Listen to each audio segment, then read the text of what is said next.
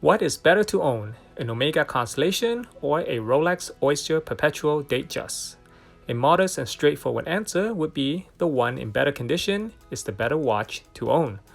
But in this video, I would like to get more distinct and genuinely understand which is the better watch if their condition is equally the same. Hi guys, and welcome back to a new episode with me, the Omega Enthusiast.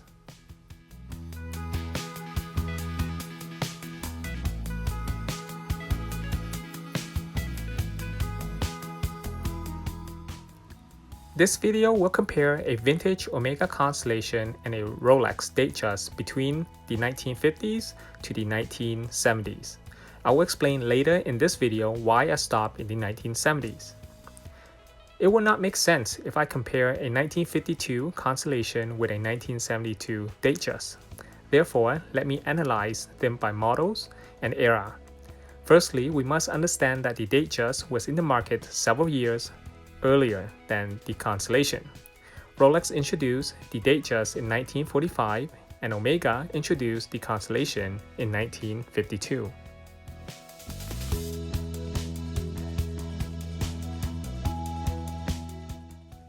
The Constellation case design changes throughout each decade, unlike the DateJust, which appear relatively unchanged. In that matters, the exterior of the watch is more a personal preference choice. Instead, let us go through the technical side and focus on the mechanism of the watch. And to make this a fair comparison, let's begin by comparing a 1952 Constellation versus a 1952 DateJust.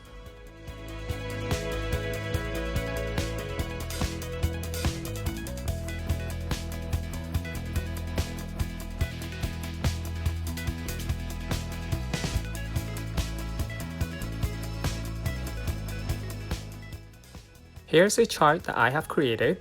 Between 1952 to 1955, the two most popular Constellation are case model 2652 and 2782.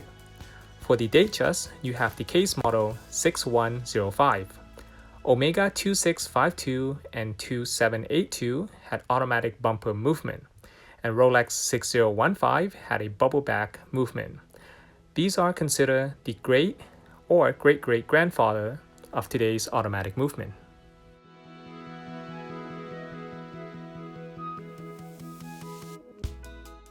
The repair cost of the Rolex will be much more than the Omega, and you may have a hard time sourcing a proper watchmaker to work on the Rolex.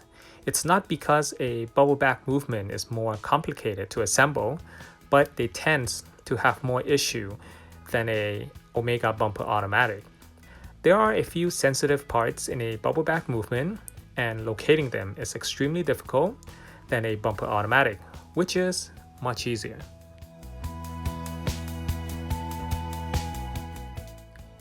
If I had to choose between one, I would instead stick to a bumper automatic as my daily to-wear watch. At least from my own experience, I find that a bumper automatic is a better made movement than a bubble back caliber. I should mention that the Constellation line did not come with the calendar feature until late 1956. Therefore, if you require a date feature, then you'll have to go with the Rolex.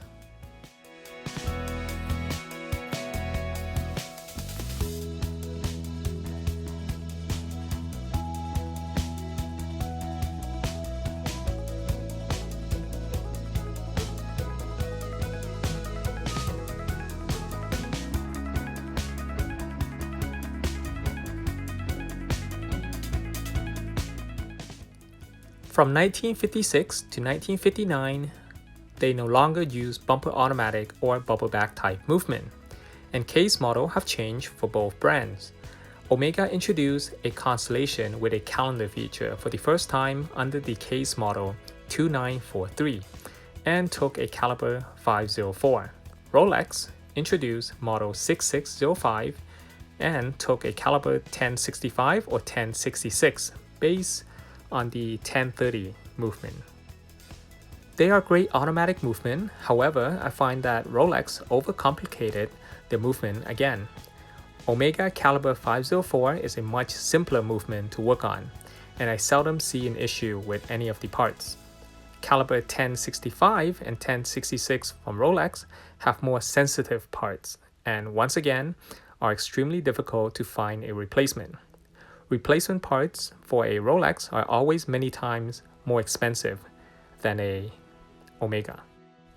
Rolex introduced the DateJust in 1945 but never included the Quick Set Advanced Date feature until 1978. On the other hand, Omega Caliber 504 does not come with Quick Set Date either. However, you can advance the date quickly by counterclock turning the hands back to 11 p.m. and clockwise turning back to midnight for each date to change. Moving on to the 1960, Omega introduced several Constellation model and case designs with the calendar feature.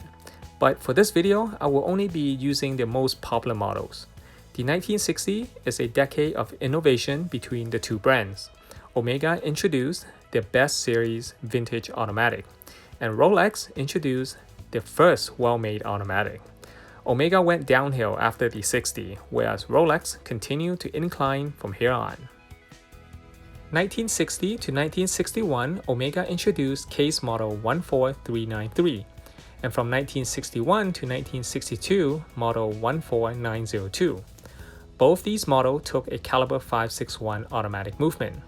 You can change the date quickly on this movement by counterclock turning the hands to 9 p.m. and clockwise turning back to midnight for each date to advance.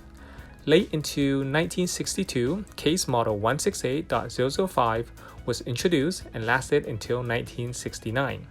Models 168.005 carries a caliber 561 until late 1966 when caliber 564 took over. Caliber 564 is the same as 561, except Omega has added the Quick Set feature to this movement, making this the best vintage Omega caliber with the date feature. On the other hand, Rolex has introduced their 1600 series DateJust model, housing a caliber 1560 or 1565 with the automatic butterfly weight, which lasted until the end of 1961. That's because Rolex had to do some modification to make this movement even more advanced.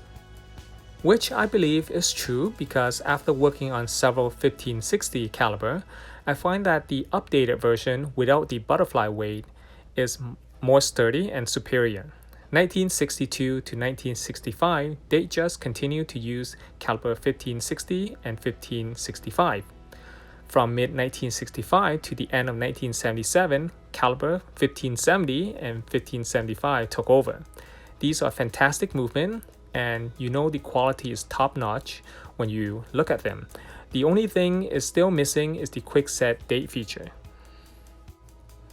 In the 1970s, Omega introduced case model 168.033, which took a caliber 1001, and model 168.0056, a caliber 1011, which are far from comparable and equal in quality to a caliber 564. On the other hand, the Rolex 16000 series took over the 600 series from 1978 to 1987. It uses a caliber 3035, which makes an Omega 1000 series caliber look embarrassing. I have had several opportunities to work on Rolex 1570s and 3035 caliber. These are extremely fun to work on, and you can see the craftsmanship in these movements are excellent. Since they are Rolex movements, sending them in for service will still cost a lot. But parts are not obsolete and are much easier to obtain. Not to mention, caliber 3035 has a quick set date feature and also hack set.